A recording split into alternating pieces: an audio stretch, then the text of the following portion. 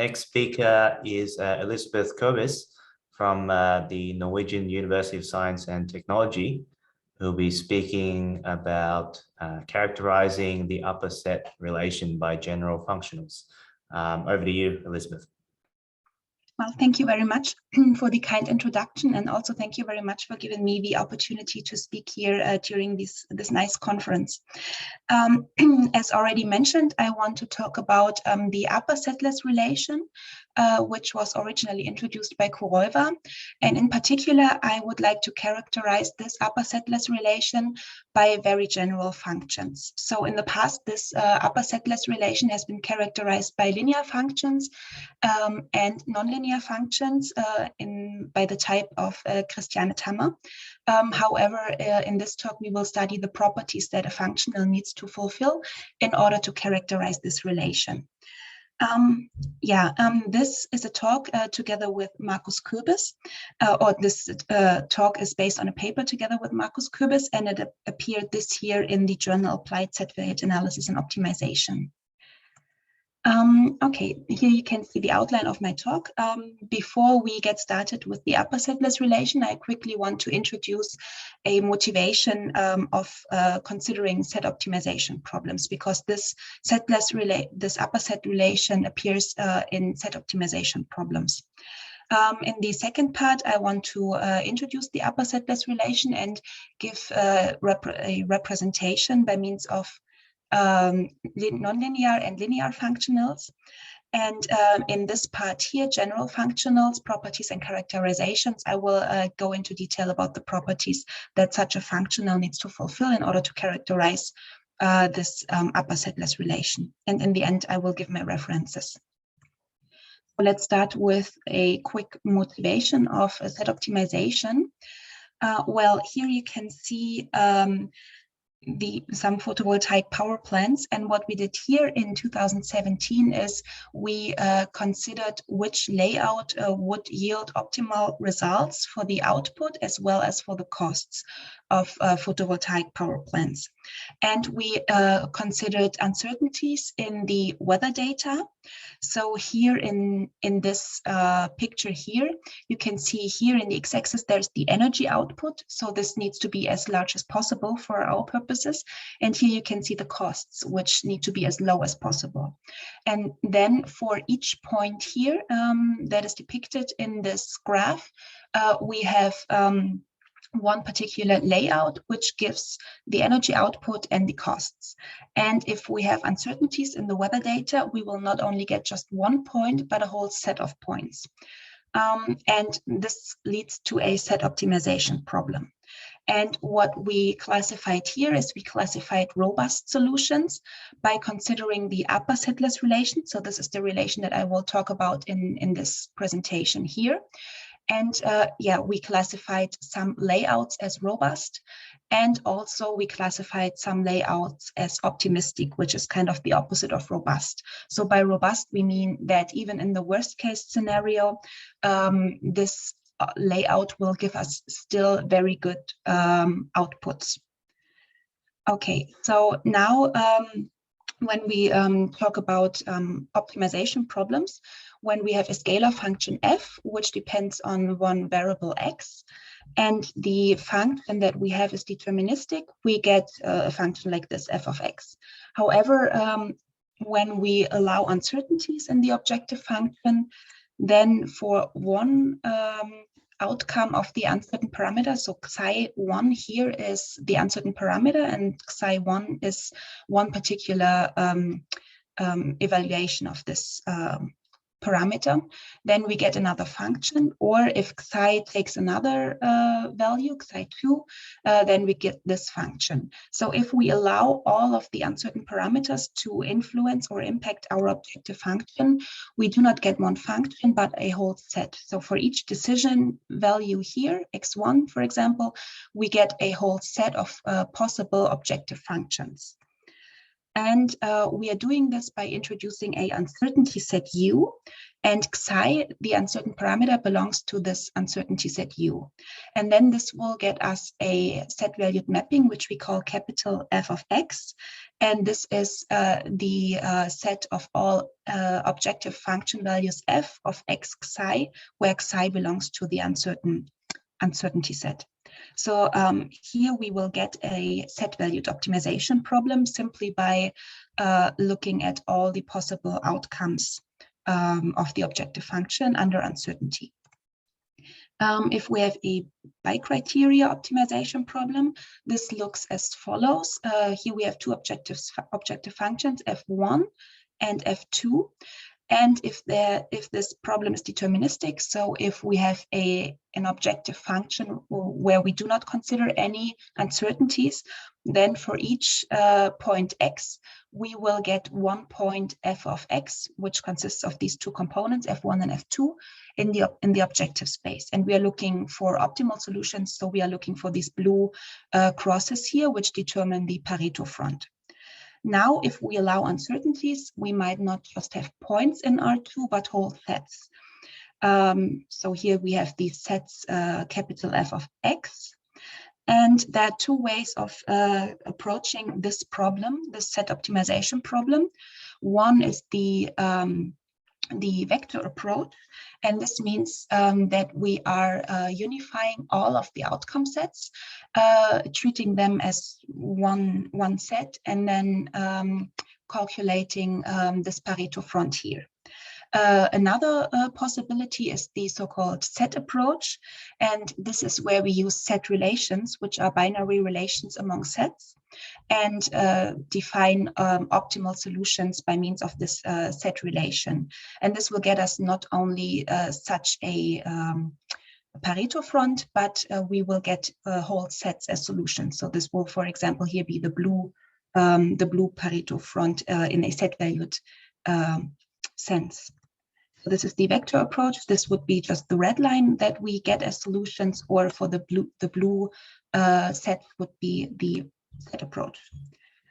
Okay, so this is just a what I've just mentioned. So the vector approach computes the critical line, the Pareto frontier of the union of all outcome sets, and the set approach takes the whole sets into account.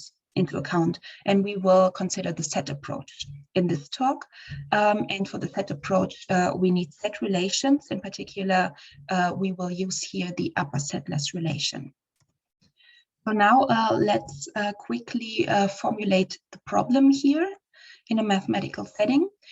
So we have linear spaces x and y. By P of y, we denote the power space of y without the antiset, and capital F is our set-valued objective mapping. Capital F maps from a subset S of x to y in a set-valued sense. And then the problem that we are studying is we minimize capital F of x with respect to x in the solution or the set of feasible solutions S. Now the question is, how are minimal solutions of this problem defined? And what we need to do is we don't have a total order in the power set of y, and this is why we need some binary relations among sets, so-called set relations. These set relations are denoted by means of such a sign here. Then minimal solutions are defined as follows.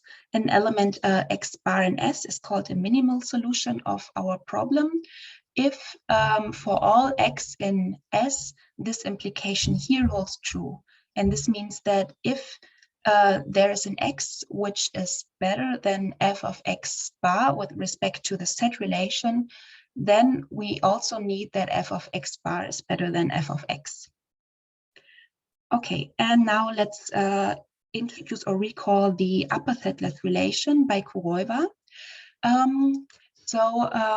We assume that D is a convex cone, and this upper setless relation is denoted by means of this sign here.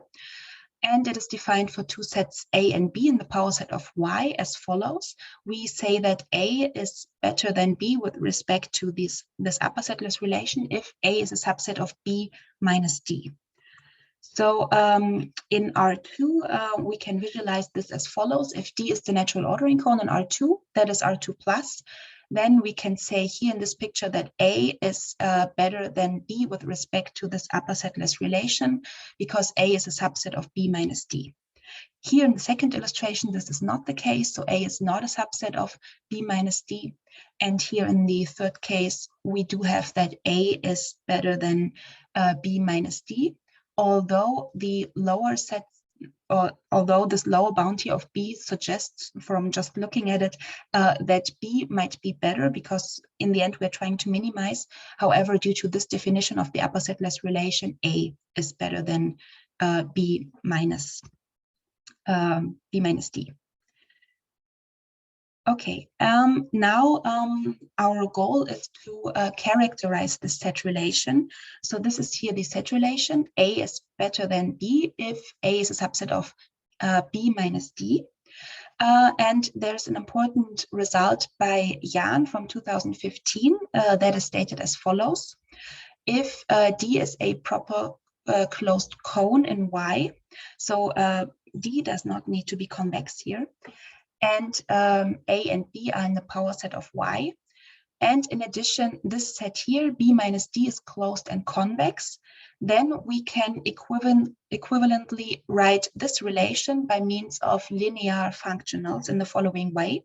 We have that for all linear functionals in the dual cone of D without the zero value, we have that this inequality here holds true. So the proof of this result uses a linear separation theorem. And the question here is, are nonlinear extensions possible, such that we can maybe drop this convexity assumption on the set B minus D? And the answer to this is positive. There also exist some equivalent formulations of the set relation by means of nonlinear functionals. And the nonlinear functional that we have used here is the Tammer-Weidner functional. So this is the functional which we call Z. It depends on the parameters D and K. So D is the set as before, and K is a vector in Y. And this functional is for one Y is plus infinity if Y is not in Rk minus D, and it attains the smallest value of T in R such that Y is in Tk minus D in the other case. So here you can see an illustration of the functional. If D is, so we are in R2, and D is the natural ordering cone in R2, it is R2 plus, and K is a vector in R2. And then if we calculate this value here, Tk minus D, we will get such a set here that can be moved along the line Tk. And in order to find the function value for this red point, for the point Y, we calculate the smallest t such that Y belongs to Tk minus D. So this functional is very important in optimization and also in nonlinear scalarization. And we have used this to represent the upper setless relation in the following way. So if this upper setless relation is fulfilled, this means that A is a subset of B minus D, then we can already see that this inequality here holds true under very mild assumptions. So Z, again, is the nonlinear scalarizing functional. And we do need an assumption concerning this functional, concerning the well-definedness of this functional, and this is this inclusion here. However, the inverse direction is not true. We can find, counter examples. However, we have the following sort of not only implication but equivalence between the upper setless relation and the nonlinear scalarizing functional by Christiane Tammer, and that is the following. we have that if this set relation here is fulfilled, then this inequality here holds true. This follows simply by the separation property of the nonlinear functional. And if we assume that there exists a k0 such that this value here is attained for all a, then the converse is also true. This means that we have equivalence in this relation here. The sketch of the proof is as follows. For the first implication here, we just need the separation property of the functional, this one here. And for the inverse direction, we assume that the upper setless relation is not fulfilled, and this means that A is not a subset of B minus D. And this means there exists an A such that A, the vector A, is not an element of B minus D. And then we can apply the separation theorem by means using this nonlinear scalarizing functional. So these are already here some points that suggest what kind of properties a functional needs to fulfill in order for us to be able to characterize the upper setless relation by means of such a functional. So now I'm coming to the main point, general functionals, properties and characterizations. And here you can see an assumption where we have collected some properties that functionals need to fulfill in order for the upper setless relation to hold true. So the preliminaries are as follows. Y is a real linear space. We assume that D is a proper set, so it's not the empty set, not the whole space, but also not the zero vector. It is a subset of Y, and we assume that we have a functional Z mapping from Y to the extended real numbers that such a functional is given. So the first property we are looking at is monotonicity, which is defined as if A is an element of B minus D, then Z of A is smaller or equal than Z of B is fulfilled. So this is monotonicity. The second assumption is a separation property. And this means that if Y is an element in minus D, then this is true if and only if Z of Y is smaller or equal than 0. So this is the separation property. And we can already see that if the monotonicity property is fulfilled for a particular function, and if Z of 0 is equal to 0, then the separation property will also be fulfilled. So moreover, we consider the property transitivity, and this means that if A is an element of B minus D and B is an element of C minus D, then this implies that Z of A is smaller or equal than Z of C. And we can already see that if the monotonicity property is fulfilled, then this transitivity property is also fulfilled. Or we denote this transitivity property with T1 here. And if 0 is an element of D, then we can show that if the transitivity property is fulfilled for a functional, then the monotonicity property is also true. Moreover, we consider the property of translation invariance. So we call this I because of the invariance here. And this means the following. We assume that there exists a K such that for any epsilon bigger than 0 and all Y in the space capital Y, Z of Y minus epsilon K is equal to Z of Y minus epsilon. So this is called translation invariance. Alternatively, we can alter T1, so this transitivity property, to the following one, which we call transfer of inclusion. And this is stated here that if and only if A is an element of B minus D, this is true if and only if Z of A is smaller or equal than Z of B.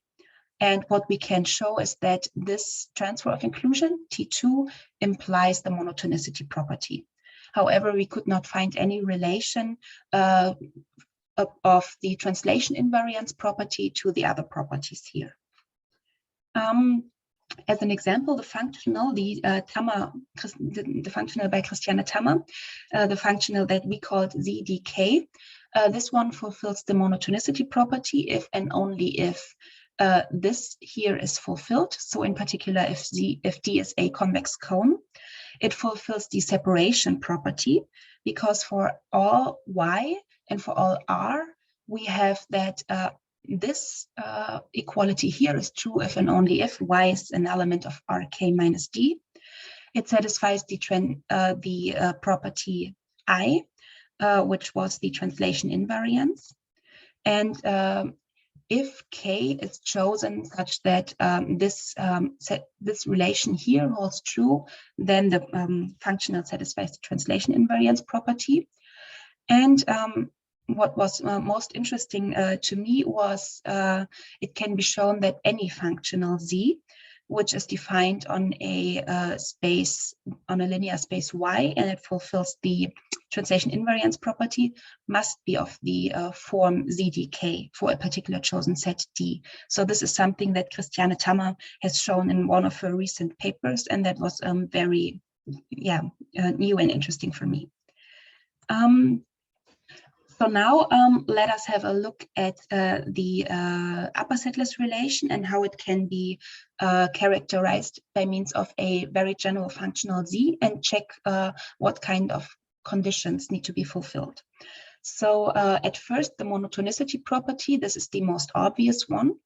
So if the monotonicity property is satisfied, then it holds that if the set relation here is fulfilled, then we have this inequality here. Moreover, if T1 is satisfied and 0 is in D, then this here also holds true. Moreover, we have the following property. If T2, so the transfer of inclusion, is satisfied, then we have that if the set relation is fulfilled, then this inequality here holds true. Moreover, if this supremum here is attained, then the inverse direction also holds true, which means that we have an equivalence in this line here. And for the proof, the first implication is immediate, just using the transfer of inclusion property. And in order to verify the second implication, we assume that this relation here holds true. And we assume that the upper setless relation is not satisfied, which means that there is some A such that A is not an element of B minus D. However, if A is not an element of B minus D, then we can use the property transfer of inclusion to see that Z of A is strictly bigger than Z of B for all B. And because the supremum is attained, we can also write this formula here down with the strict inequality sign for the supremum for all B. And this gives us the desired contradiction. Just a short example here to verify to illustrate the results. If Y is a real linear space and we choose D to be a half space and A and B some sets that are non-empty, and we consider for Y the functional Z of Y equal to L of Y, where L is in the dual cone of D, which is the separation is defined by a half space, and we assume that this supremum here is attained, then we can see that Z fulfills the transfer of inclusion property, and we have that A is better than B with respect to the upper setless relation if and only if this inequality here is fulfilled. However, this works only if D is chosen as a half space. Okay, furthermore, we have the following result. If the transfer of inclusion is satisfied, and we have that this strict inequality here holds true, then we have that A is better than B with respect to the upper setless relation. And the proof is also very straightforward. So we assume that this strict relation here is fulfilled. and we assume that there's an A such that A is not an element of B minus D, then again, we can use the transfer of inclusion property of our functional Z to see that this holds true.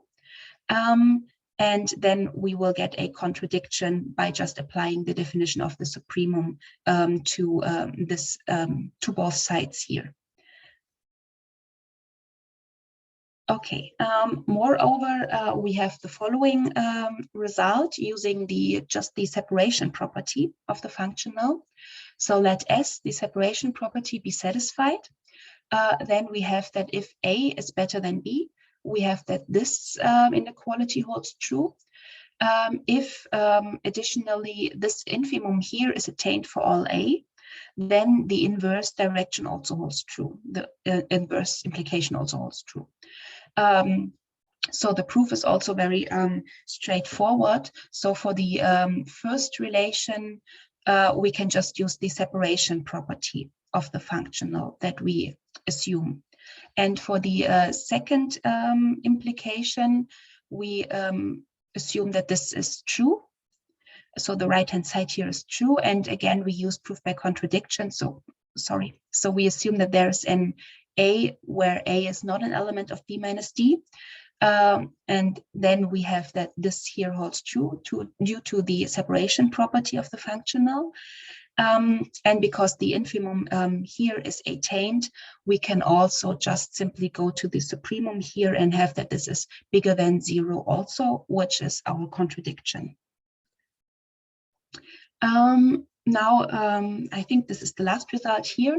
If we combine the separation property and this property I, so the translation invariance, and if we assume both properties are satisfied and K is chosen to be in minus D, where D is a convex cone here, then we have this implication here. So A is better than B if and only if this inequality holds true. So the first implication already holds true. We know this from the previous result, just using the separation property of the functional Z. Now for the inverse direction, we assume that this relation here holds true, this inequality.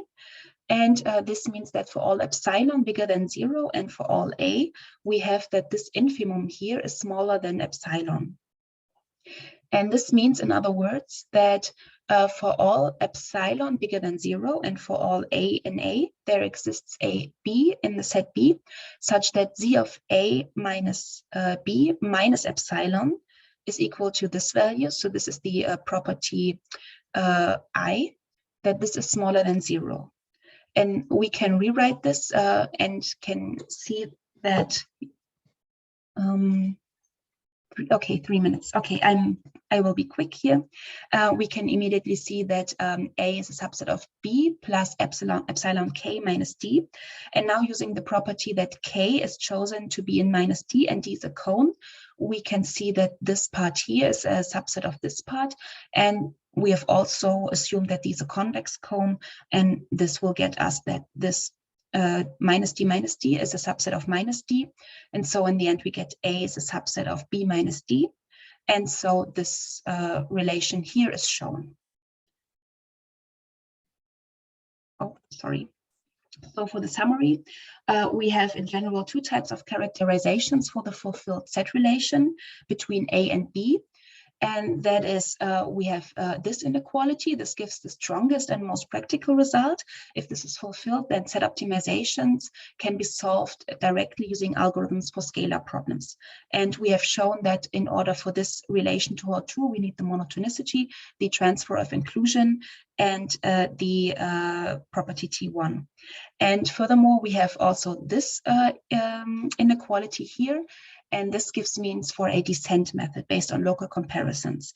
And we have shown that we need the separation property and the property I. Okay, so these are some of my references. Yeah, so the main references were by Christiane Tammer, her papers about the scalarizing functional, which gave the idea to study very general functionals just using the properties that she also used. This is the paper where yeah, this is the paper that I gave this talk about. Here, this paper by Jan, vectorization using linear functionals, was very important. And of course, the upper setless relation, which appeared at first in the paper by Kuroiwa. Okay, thank you very much. All right, thank you very much, Elisabeth. That was very interesting. I think we're just about at 8 o'clock when the next talk is supposed to start. So how about we set up or change over the slides, and perhaps Yuri can share. And while we're setting up, if anyone has a quick question that Elisabeth can answer, then go ahead. Oliver has a question. Yes, thanks very much for the nice talk. I have a question. So I understand that this upper set less relation is good to compare many sets, but there's also the special situation where each element of B is dominated by some element of A, right? So this would be probably what you would call a lower set less relation. So that would be much nicer. And could you see that as well with your approach? Does that come out somewhere that you are in the special situation? So can you see the screen again? Yes. Yeah, okay. So I'm going just to the upper setless relation. I'm assuming that what you mean would just here be that yeah, if you show the picture of A plus D. Right, yeah. Exactly. Yeah.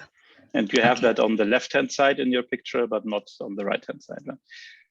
So in the left-hand side situation will rarely occur, of course, but it's much nicer. And the question is whether you could see that with your functions as well, if that happens.